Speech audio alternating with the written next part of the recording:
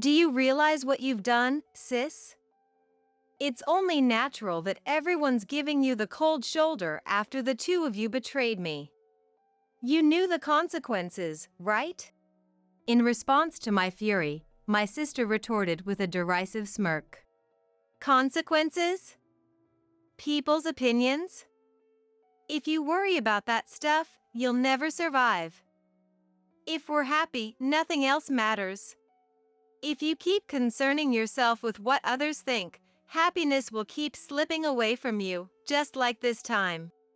In the amid of our quarrel, my husband sided with my sister, grinning wickedly.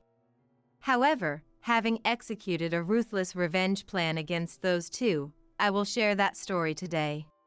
My name is Ava, a 28-year-old employee. And my husband, whom I married last year, is 2 years older than me. He's 30. Let me share a bit about my background.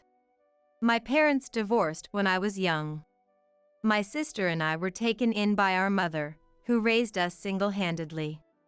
Despite the divorce, we still meet with our dad once a month. I'm not sure how my mother felt, but I loved my dad very much. My mother was tough and always assertive.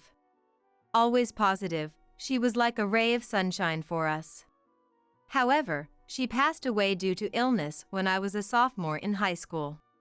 My sister is 3 years older. She was extremely cute from childhood, with distinct facial features like a child actress. Even when we walked together as kids, my sister would often get comments from strangers, like, "You look like a doll. Are you sisters? You don't look much alike." I was fed up hearing those insensitively blunt words that hurt me without them realizing it. Even as a kid, it hurt. Compared to my sister, I had a typical face like everybody else. Unlike my doll-like sister, I've never been called cute by a stranger. In our student days, my sister was always popular. Compared to her, I was treated like a nerd, unpopular girl. Despite that, I was proud of and loved my beautiful sister. I adored her, but there was one thing I didn't like. My sister always desired my belongings. She would casually take my clothes and things and take them to her room as if they were hers. But it didn't stop at material possessions. For some reason, she would exchange contact info with my friends, and if she just became friendly with them, it would have been fine. But she somehow managed to steal those friends away from me. In the end, she even took away all my old flames. I was slow to notice it, but once I did after the third boyfriend, I stopped introducing them to her. And I hid my relationship with my now husband until our marriage was decided. During our relationship, she would often say, "I know you have a boyfriend. You can't fool me. Introduce him to me. We're sisters, after all." But I told her, "I've decided not to introduce my boyfriend to you anymore because you always take them from me. I'll introduce him to you when we've decided to get married." To this, she laughed off and said, "Oh, are you insecure? The one who gets their boyfriend stolen is at fault, you know. You get them taken away because you don't work on yourself. You reap what you sow. Don't blame everything on me." This attitude reaffirmed my decision never to introduce any boyfriend to her again. Happiness came out of the blue after dating him for a year and a half. He proposed in a chic restaurant, something straight out of my dreams. Of course, I was delighted and decided to get married. Once we've decided to get married, it's time for the families to meet. I also couldn't avoid introducing him to my sister anymore. The day I introduced him to my sister and my father. As expected, my sister showed up in a dress as if she were attending a wedding. My father also seemed a bit tense. "Dad, sis. I've decided to get married to him." As I introduced my fiancé, my sister's eyes sparkled as expected. "Wow, he's so handsome. What does he do for a living?" Her usual flirty tone. "His family runs a food-related business." Being an only child, he is the promised successor. Upon learning that, my sister got even more excited. What do you like about my sister? I'm good at cooking, and ever since our mom passed away, I've been the one doing most of the household chores. Ava, she's not good at cleaning. I always have to clean up after her. Oops. Did I say too much? Sorry. This was also within expectations. Every time I introduce my boyfriend, she can't stop making comments that lower my rating. I don't particularly hate cleaning.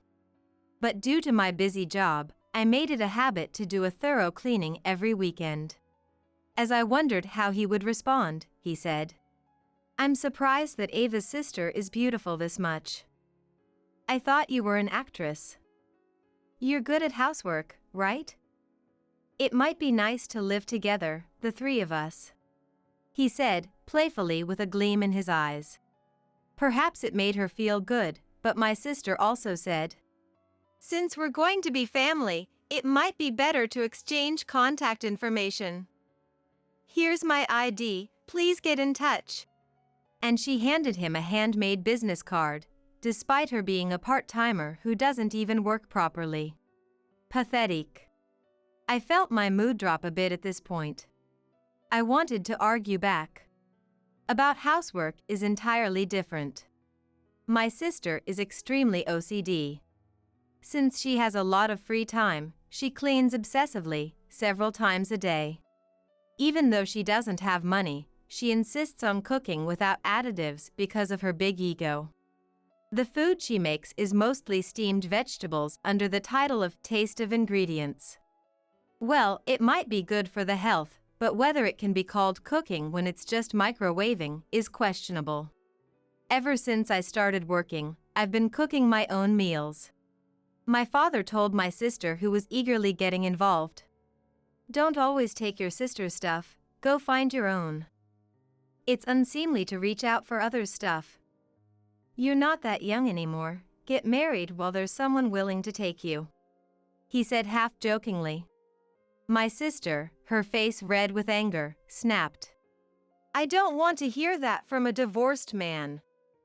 I feel sick. I'm leaving," and stormed out. My father said, "Don't worry about your sister. I'll take care of it. Please make her happy. I've put a lot of burden on my daughter. Please take good care of her." And he pleaded with him. He also said, "Leave it to me. I will make her happy. And please continue to support us." And time flowed happily as if the earlier incident had never happened.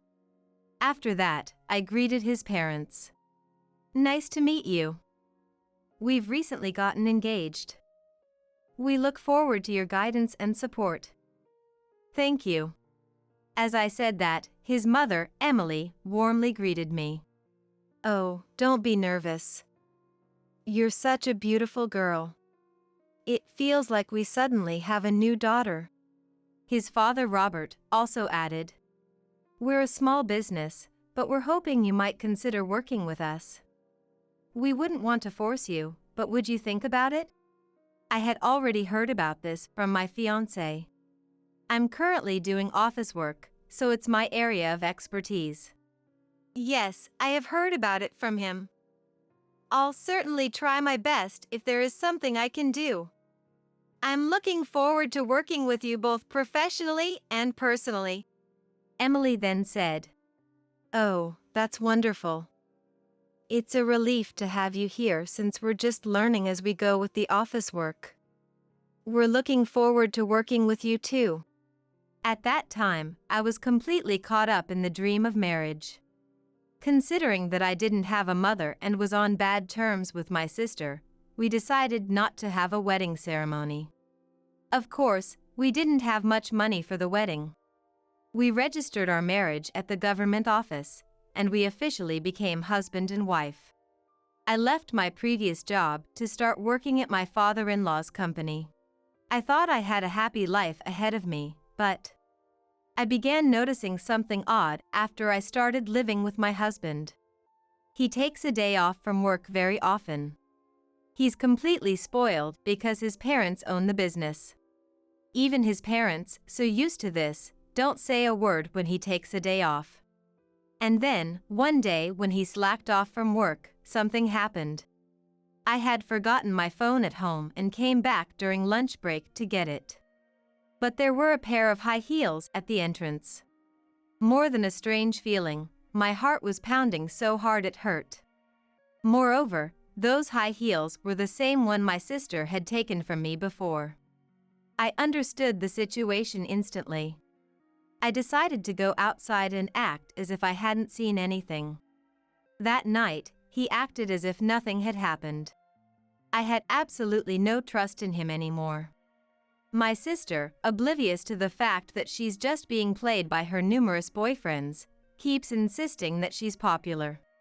Wanting to know more about my sister, I hired a private detective to investigate her.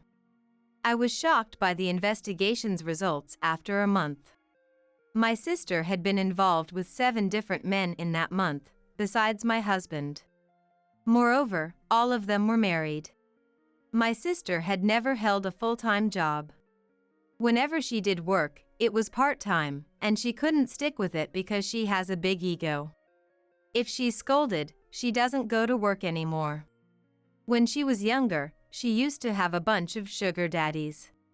She looked down on me, working and earning my own money, and said confidently, "If a woman is cute, she can get by in life." Perhaps she began to feel the limits of relying on sugar daddies as she got older. Still, my sister, unable to be independent, was hooked on easy dating apps in hopes of marrying into money. And she would catch rich men and get involved with them. However, all those men were already married. My sister was just their plaything. My sister, probably so blinded by her popularity, didn't realize the extent of her actions. In the end, she was involved in extramarital affairs with 8 men, including my husband. It was disgusting to even breathe the same air as such a husband. So, I brought up the topic of divorce. My husband retorted, "Huh? You want a divorce? Well, if that's what you want, fine. I'll give you a divorce. But remember, you're the one who started this, so no alimony." Just as I expected, he readily agreed. I confronted him. "You were having an affair with my sister, weren't you? I know everything. How can you cheat on your wife with her sister?" Upon hearing this, my husband responded, "Oh, that makes things easier. I'll divorce you and remarry your sister. Even her parents know. It'll be quicker to have her over and be a witness to our divorce papers." He then called for my sister. She arrived in a matter of minutes. Seeing my sister only fueled my anger, I asked her, "Do you realize what you've done? It's only natural for others to look at you coldly because you both betrayed me. Are you prepared for the consequences?" In response, my sister just belittled me. Consequences? Public opinions? If we cared about such things, we couldn't live. If we're happy, it doesn't matter what others think. If you keep worrying about how others see you, happiness will slip away, just like this time. I'll also cut ties with you. I've taken the position of the company president's wife." In a sense, I was relieved. The sister I loved so much in my childhood is no longer there. If I can cutting ties with her, I'll gladly do it. The divorce was finalized without a hitch. I told them, "I don't want alimony. In return, never see me again." My ex-husband responded with a grin. "Well, that's a relief. A peaceful divorce." We were renting our residence, so there was no property to divide, and we didn't even have much savings. The small amount of savings we had, which was just enough to cover moving expenses, ended up going to me. Then, his in-laws, Robert and Emily, stepped in. In fact, I had told them everything before this discussion. Emily, though surprised, said, "I love you so much, and I want you to be happy. Are you thinking of quitting the company? If it's hard for you, I understand, but I will support you in any way I can. Please think about it." Robert then added, "Our son is useless. Your work is essential for our company." As it turned out, his restless in-laws arrived a little earlier than the designated time. Robert told my ex-husband, "I've had enough of you. You don't work properly. To top it off, you take leave to have affairs. Pathetic." My ex-husband retorted, "Even if you say that, I'm the only child and the next president. By my time, everything will be AI, so learning now is pointless." Emily also scolded him. "You don't work but talk big. You don't need to show your face for a while. Reflect on your actions and then come back." My sister gleefully added, "Lucky. Official vacation. Let's go on a honeymoon." It was clear the situation wouldn't get any better. I decided to stay at in-laws' house until I could find a place to live. The next day, I filed for divorce. And just like that, I became a single again. And this is where my plan got set in motion. I sent a legal letter to my sister's affair partner right after filing for divorce. My sister, panicked over the alimony demands from the wives of 7 men she had affairs with, pleaded with my ex-husband, saying, "We can get married if you pay this alimony. You're going to be the next president, so why don't you take some money from the company?" But he didn't work, so there was no way he had any money. And he couldn't possibly take money from the company. He was rational about this and furious that she had been involved with 7 other men besides him. All he had in front of him were alimony demands for a vast sum from the affair partners. His future was looking bleak. Apparently, they had a fight. But that wasn't the end of his misfortunes. A few days after I reported the divorce and my sister's affair to my dad, I was dining with my dad, who was concerned about my health. When I casually mentioned my ex-husband's parents' company, my dad said, "The president of that client company is my old buddy. Small world. We still go out for drinks regularly. He was the first person I consulted when I got divorced. He even performed at my wedding as a friend when I married your mom." It turned out that he had a relationship with the president of the client company. My dad, who was furious about this whole situation, had talked to his old friend about the divorce. He was furious that my ex-husband was so irresponsible. Knowing this, my dad contacted his old friend. He was drinking nearby, so he arrived soon. He was the president, who I had met several times at work. Small world, isn't it? I can't forgive that guy who hurt your beloved daughter. I'm going to take action immediately. Don't worry, I won't let anyone but him be unhappy." He ended this topic quickly and began to tell stories about his childhood with my dad. The next day, when I went to work, Robert looked a bit panicked. "The client company said that they cannot trade with a company where my son will be the next president. Following that, related companies have also proposed to stop trading," he said. Emily also said, "Well, it's natural to hear such a divorce story. Trust is the most important thing for a company like ours." When I tried to contact the client company, Emily said, "It's okay. It's not your fault at all. It's karma. It's about time that lazy son got a reality check. It's natural for a company to want to get rid of him. We've spoiled him too much. He's always skipping work without permission, slacking off when he's there, and then he has the audacity to suggest that manual tasks could be done by AI. He's not welcome in our company anymore. If we left the company to him, it would go under. Hearing this, Robert also said, "You're right. The company would just go under if he took over. I have a proposal. It's a bit sooner than planned, but Emily, can we tell her about that thing?" When he asked Emily, she said, "This is the perfect timing. Go ahead, darling."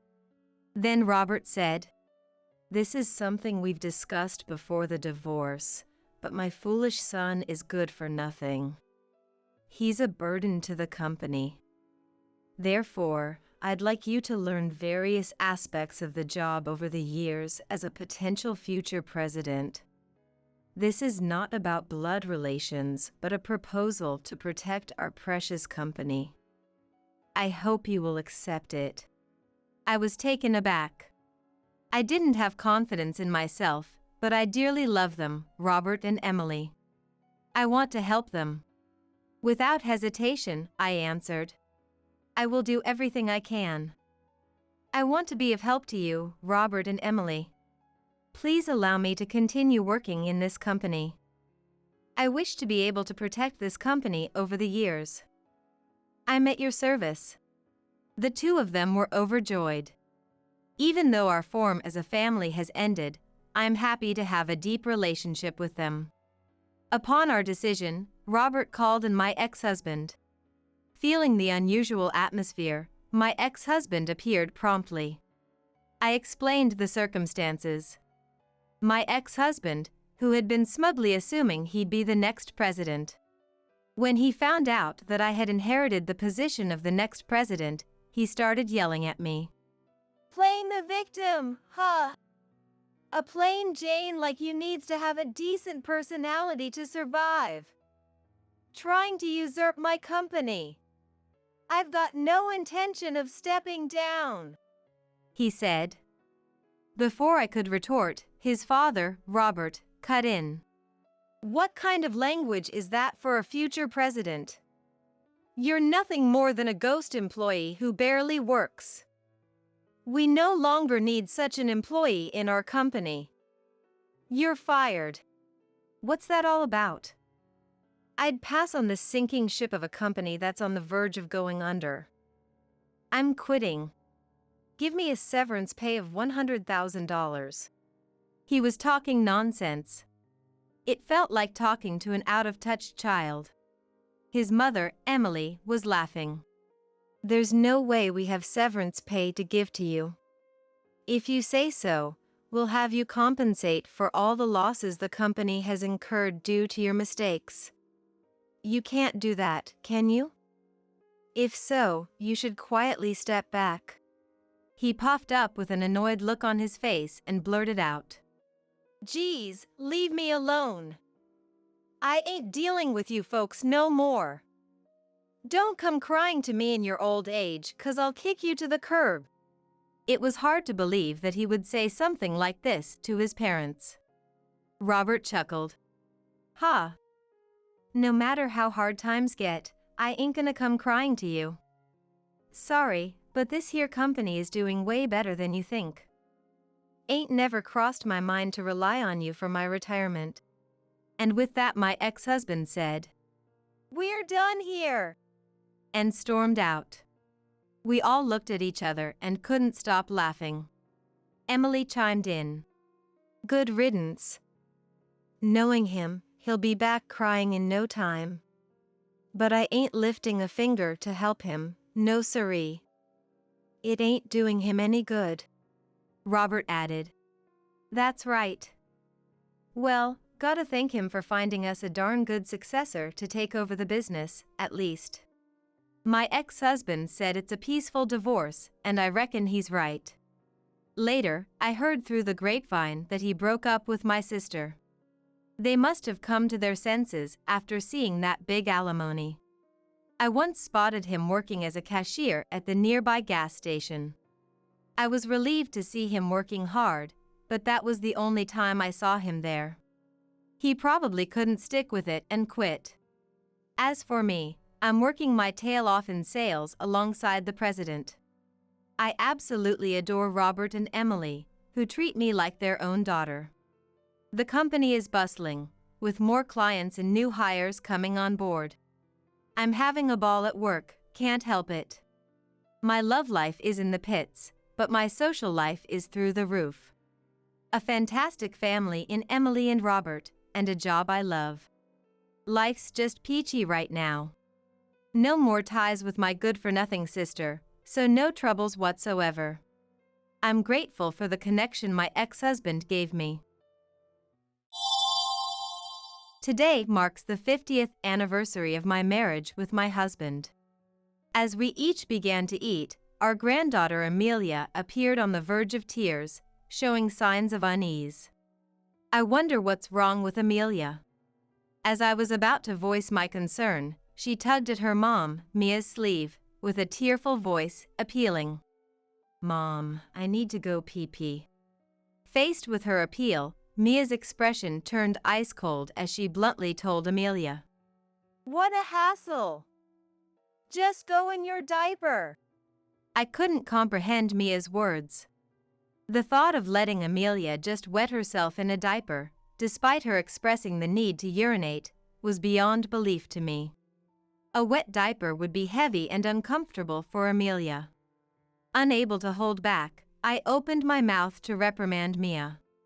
Before I could speak, a clear voice echoed, "Hey, Auntie. It's not right to use Amelia for likes." The room fell silent at the unexpected intervention. It was our grandson, Paul. Following his words, Mia was visibly flustered and left speechless. My daughter Madison seemed to realize something and pulled out her mobile phone. "Paul, by likes, do you mean this?" The screen of the mobile phone she pulled out displayed a popular video sharing website. The secret to a 3-year-old girl's mom's way of handling her child.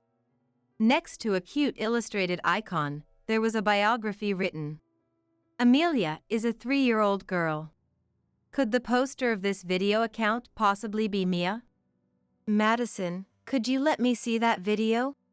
Receiving the mobile phone from Madison, I tapped on the top video of the video account. Displayed was, "My name is Isabella.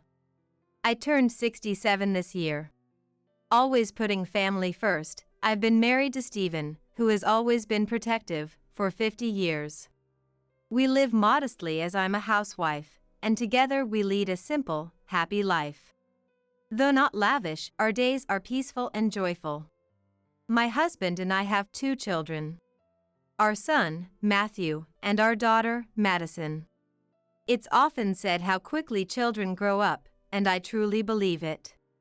Our once needy little children have grown up, married, and left the nest. Matthew got married right after graduating from college. When he introduced us to his college classmate Mia as his spouse, I was surprised at their haste. But as long as they were happy, that was all that mattered to us. Our daughter Madison found her match at work, and after living together for 2 years, they got married. Her partner was her direct supervisor. He visited us to formally announce their engagement, impeccably dressed in a suit without a wrinkle. He was just as Madison had described, sincere and serious. Both Stephen and I felt reassured. Both Matthew's and Madison's families bought their homes not far from where my husband and I live, making it easy for them to visit often. It's a joy to have our grown children come to see us. We're blessed with grandchildren too. My first grandchild, Paul, is Madison's firstborn son. 2 years after Paul was born, Matthew and Mia were blessed with a daughter, Amelia. The grandchildren are growing up well, with Paul now a lively 5-year-old. The last time he visited, he proudly showed off his new bag, excited for starting school next year. Amelia, at the age of 3, has recently started to show interest in fashion. She's a well-behaved child for her age, with many friends at the childcare center, a kind soul. The grandchildren attend the same childcare center near my house, filled with memories from when Matthew and Madison were young. The childcare center filled with memories, once attended by both Matthew and Madison. Even though I felt a deep loneliness when our children left home, being able to see them and now their children so easily fills me with immense happiness. My joy comes from seeing my children and my adorable grandchildren. However, there's one thing that I can't help but worry about. It's how often Matthew's wife, Mia, drops off Amelia at our house. I'm truly happy to see Amelia. She's a 3-year-old granddaughter who's rapidly gaining knowledge, and I'm amazed at her growth every time I see her. But the frequency is just too much. After leaving Amelia with us, Mia would head out dressed extravagantly. Since Matthew works late, the care of Amelia falls mostly on my husband Stephen and me. Gradually, Mia started to rely on me for dropping off and picking up Amelia from the childcare center, sometimes not seeing Mia until it was almost the next day. "Grandma, where's Mom? Isn't she coming to pick me up yet?" Amelia would ask me with a sad face when Mia would come to pick her up. Amelia is still 3 years old. She must be in her prime time for seeking her mom's affection. Every time my adorable granddaughter made a sad face, it felt as if my heart was being squeezed tight. To leave such a small child like Amelia. What could Mia be doing after leaving Amelia with me? "Amelia, it's okay.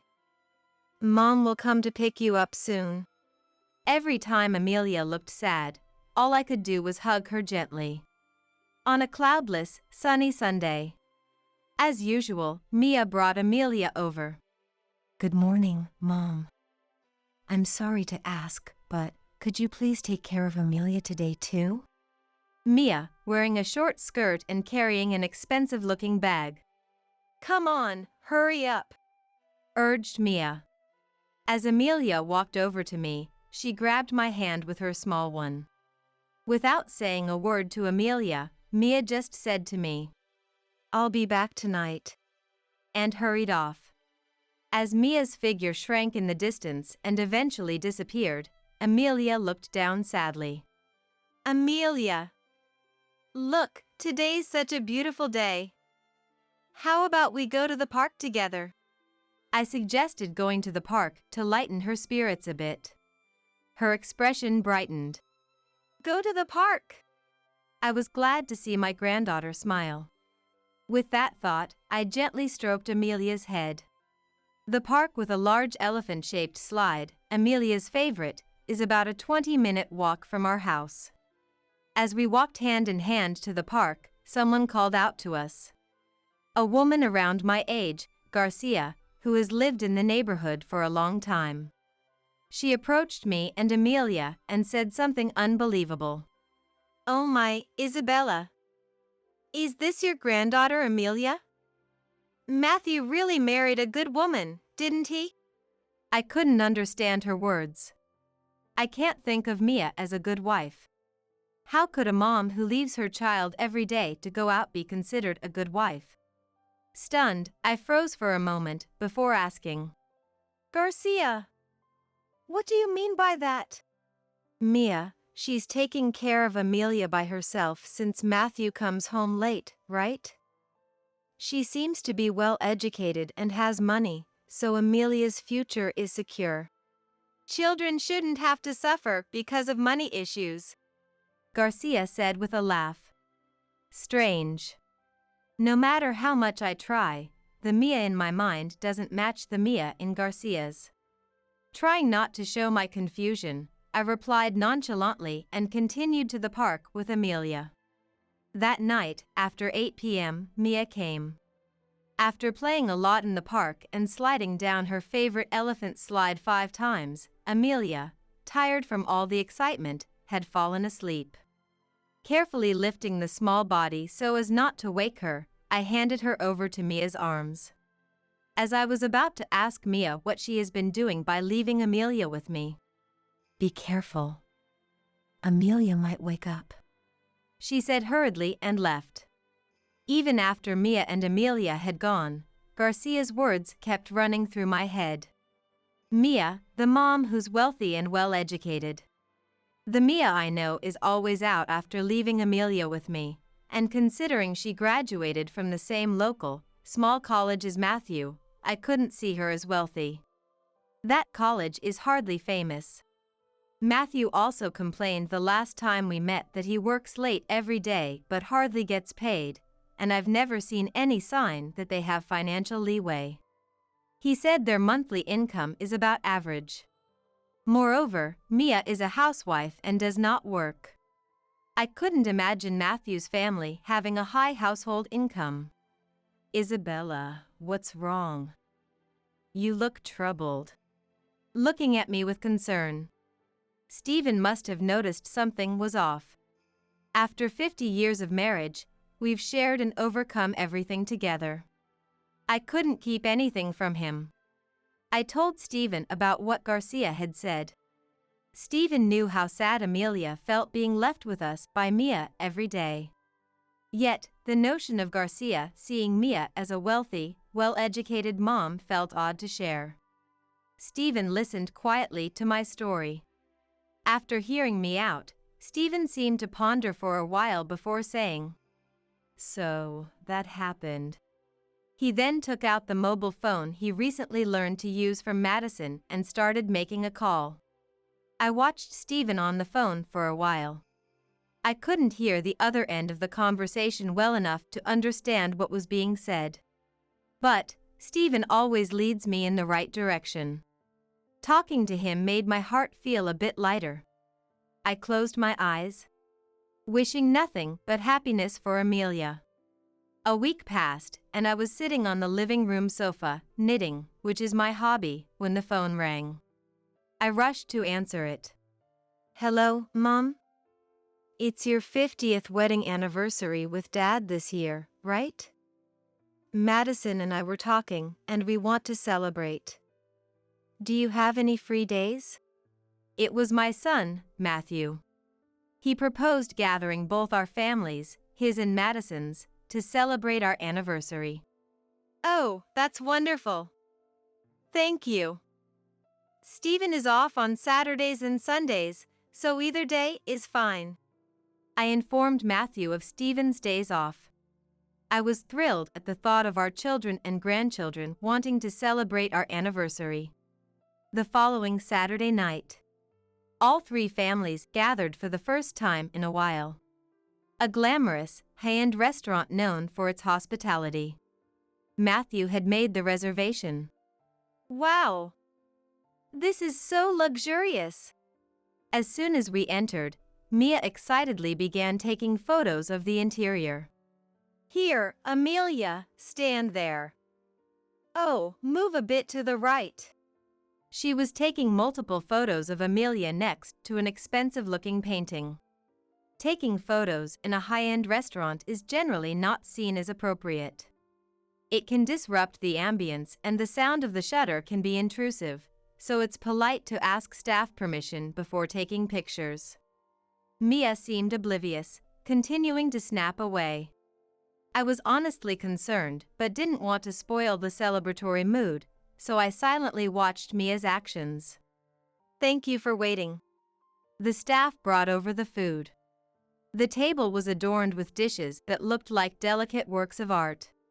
"Now that the food is here, let's say it again. Dad, Mom, happy 50th wedding anniversary. Here's to." Before Matthew could finish. "Wait a minute." Mia interrupted loudly. "We need to take photos of the food before anyone touches it. So, wait." I was taken aback. Stephen sitting next to me looked just as dismayed. Sitting across from me, Madison couldn't hold back and said, "Mia, hold on. Today is about celebrating Dad and Mom. It's not the place for taking photos. That's bad manners." Mia, upon being told off by Madison, made a displeased face and put her mobile phone down, turning away in a huff. Matthew looked uncomfortable, hanging his head. "Dad, Mom. Once again, from me. Happy 50th wedding anniversary. Madison, Matthew. Thank you." Although Mia's sulky behavior was concerning, Madison's words were a joy to hear. As we each started to eat, Amelia seemed restless, showing a face like she was about to cry, looking uneasy. I wondered what was wrong with Amelia. As I was about to express my concern, she tugged at Mia's sleeve, with a tearful voice, appealing. "Mom, I need to go pee-pee." Mia, faced with her plea, displayed an icy cold expression before bluntly telling Amelia, "What a hassle! Just use your diaper." I couldn't understand Mia's words. The idea of telling Amelia to just wet herself in a diaper despite expressing the need to urinate was unbelievable to me. A wet diaper would become heavy and uncomfortable for Amelia. I couldn't bear it and opened my mouth to scold Mia. Before I could speak, a clear voice rang out. "Hey, Auntie. Amelia is a person, not a toy." The unexpected intervention brought silence to the room. It was Madison's son, Paul. With a stern expression, Paul continued, "It's not right to use Amelia for likes." Mia, faced with Paul's words, was visibly shaken and left speechless. Mia's treatment towards Amelia was too much to overlook. Too cruel for a mom. Madison seemed to realize something and took out her mobile phone. "Paul, are you talking about this by any chance?" The screen displayed a popular video sharing website. The secret to handling a 3-year-old girl by her mom. Next to a cute illustrated icon, there was a biography written. Amelia is a 3-year-old girl. Could the poster of this video account possibly be Mia? Yes. This is yours, right? Chloe's mom showed it to me when I went to Chloe's house. I recalled Madison mentioning Chloe's mom before. Madison and Chloe's mom, being the same age and due to Paul and Chloe getting along well, were close friends. "Madison, could I see that video, please?" Receiving the mobile phone from Madison, I tapped on the top video listed on the account. The title read, "How to Get a 3-Year-Old Who Hates Going to the Toilet to Go." A busy day of solo parenting by mom. Thinking how Mia always leaves Amelia with me, claiming solo parenting, I watched the video. It showed Amelia crying and Mia scolding her harshly. Knowing Amelia well from our time together, I was certain. Though her face wasn't clearly shown, this was Amelia.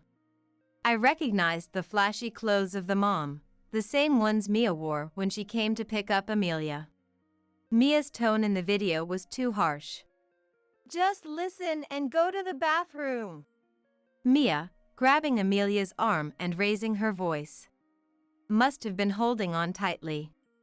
Amelia's thin arm appeared bruised in the video. A chill went down my spine. This was too much. With trembling hands, I tapped on the video titled, "The 3-Year-Old Who Dislikes Everything. How to Fix Picky Eating." It played Mia forcibly stuffing carrots into Amelia's mouth, who complained they were too hard to eat. The video titled, "Sometimes Mom Needs a Break. How to Put Your Child to Sleep Alone," showed Mia locking a protesting Amelia in the bedroom to have a drink alone. Seeing the content, I couldn't believe this was discipline. I felt the blood drain from my face. "Mia, what is this supposed to mean?" I turned to Mia, holding back rising anger, and asked quietly. "That's not me. It's someone else entirely." Mia, with her eyes darting back and forth, rapidly insisted. Clearly, something was off. "That's Mia's video. The person in the video is her," Stephen stated firmly. "I heard from Isabella the other day. Garcia from the neighborhood said that Mia is a wealthy mom who takes care of Amelia alone while Matthew is away, and she's very dedicated to education." Hearing that made me very curious. So, I decided to check. The room fell silent as Stephen's voice echoed. Mia froze, her eyes wide open, her body trembling slightly. I called Garcia to ask about Mia. Mia, you asked Garcia to follow this account because you were the one posting, didn't you? I remembered discussing with Stephen what I had heard from our neighbor Garcia. The person Stephen had been on the phone with that time was indeed Garcia. Madison, having listened to Stephen, looked startled and stood up. I've heard that too. Mia was going around at the childcare center asking other kids' moms to follow her video account. You wanted to become a famous video creator and asked for their support, right? Recalling Paul's words that Chloe's mom had told him, I was surprised. Paul, Chloe, and Amelia all attend the same childcare center. It makes sense that Chloe's mom would have heard about Mia's video account. Madison's follow-up made Mia's face turn bright red as she shouted, That's not true. I didn't ask anyone. I just said if they wanted to follow, I could tell them. I said I would tell you if you followed me. Mia's words echoed in my mind. I was convinced. So, that video account was indeed Mia's. Mia, you said earlier it wasn't you, but this is you, isn't it? I pointed to the video showing Mia scolding Amelia from behind. Mia seemed to realize she had slipped up, her face turning pale. Watching this, Paul murmured, Getting angry and telling her to go to the toilet, or telling her to use a diaper based on how you feel. If you decide that way, Amelia would be troubled. Paul's confident words made Mia slump in defeat. Seeing this, Matthew stood up hastily, sitting down on the floor. His eyes firmly met ours. I didn't realize anything until Paul pointed it out. I've been staying late at work to increase our income, not understanding what was happening at home. Tears welled up in Matthew's eyes, his voice trembling. I didn't know Mia was constantly leaving Amelia with Mom and Dad, causing trouble and ruining a joyful occasion. I'm truly sorry to Amelia too. Matthew deeply apologized. Tears fell onto Matthew's knees. He promised us he would talk with Mia once they got home. Hoping for Matthew and Amelia's future happiness, I watched until Matthew, taking Mia and Amelia, was out of sight. A few days later, as I was preparing dinner in the kitchen, the doorbell rang. Opening the door, I saw Matthew. Mom, sorry for the sudden visit. May I come in? Matthew had a serious look on his face. I sensed he had something important to discuss. Of course. This is your home too. Come on in. I ushered Matthew into the dining room, next to the chair where Stephen was sitting. Matthew sat down across from us and began. Dad, Mom, sorry for barging in like this. After talking with Mia, I've decided to divorce her. I came today to explain properly. Matthew's voice was steady, his resolve clear. I found out that Mia was habitually too harsh on Amelia. I confirmed it with Amelia. Moreover, she had accumulated a significant debt from consumer loans. I had a feeling about what Matthew was saying. That day when Mia's video account came to light, Stephen and I had reviewed Mia's video account together. Mia's posted videos mainly consisted of disciplining Amelia and showcasing high-end brand bags and clothing. The neighbor, Garcia, thought Mia was wealthy after seeing her videos featuring luxury brand bags. She hadn't watched the videos where Mia scolded Amelia, only glanced at the titles and mistakenly believed Mia was thoroughly educating her. The luxury items Mia showcased easily surpassed $10,000. I wondered how she could afford such expensive purchases. Was that debt for buying the brand items Mia showcased in her videos? Matthew nodded in response to my question. Mia had incurred debt to buy luxury items and feature them on her video account. The amount ballooned as she kept borrowing more to repay her debts. Matthew was unaware of the situation because Mia disposed of any collection notices before he could see them. Publicizing luxury brands and parenting videos attracted many views and attention. Mia felt superior by garnering attention, focusing only on what would shine the most. She avoided confronting the growing debt, choosing to escape reality by going out drinking, while leaving Amelia with me. After explaining, Matthew apologized to us. "Dad, Mom. From now on, I'll prioritize Amelia over work. I'm truly sorry for the trouble I've caused." Matthew. He mentioned he discussed the divorce and custody of Amelia with Mia again and then left. A few days later, Matthew called. "Mom, I'll be living with Amelia from now on." Matthew and Mia had disputed Amelia's custody and reached an agreement today. Despite Mia's claim to Amelia's custody, Amelia expressed her wish to stay with Matthew. When Matthew presented the excessive scolding and confirmed Amelia's preference, Mia couldn't argue, and they agreed that Matthew would retain custody. You could hear the happiness in Matthew's voice even through the phone. After the divorce, Mia's reputation quickly deteriorated and she left town. A year passed. Matthew sold the house and now lives with us and Amelia. Mia, reportedly living alone in a distant town's old apartment, is working hard to pay child support and her debts. On a cloudless, sunny Sunday noon, Madison and Paul visited. Hearing laughter from the yard while knitting on the sofa, I joined Stephen outside. "Stephen, I heard such happy voices, I had to come." Amelia and Paul were joyfully playing ball, watched affectionately by Matthew and Madison. "Stephen, I'm so glad. Seeing them happy like this makes me truly happy."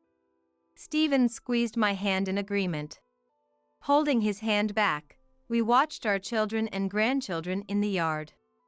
I wished Mia had seen Amelia's smiling face instead of focusing solely on her video account's followers and views. Amelia's radiant smile shone brightly in the sunlight. We resolved to protect that smile from now on. Deep in my heart, I felt this strongly.